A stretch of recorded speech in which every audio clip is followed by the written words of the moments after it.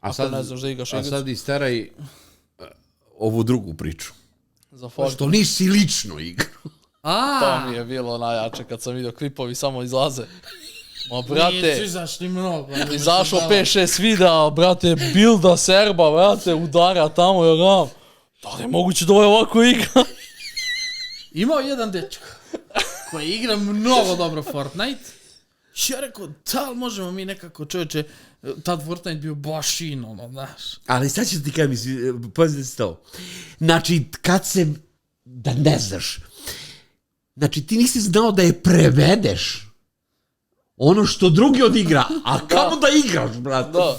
Jednostavno ne ide ti Fortnite. Meni je bilo fascinantno koliko je on pričao lagano, a situacija Je ludačka, lik radi 90s gradi, brate, ide na sve strane, a sve evo sad ćemo mi njega lagano da ubijemo.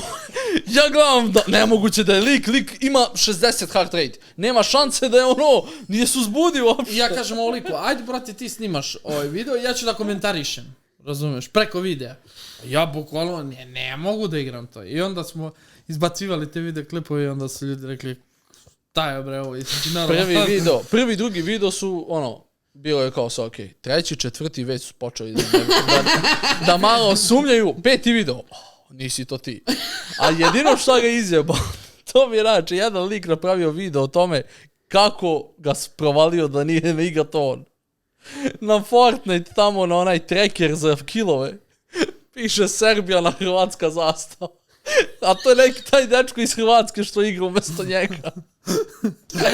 Ali gledaj, ja mu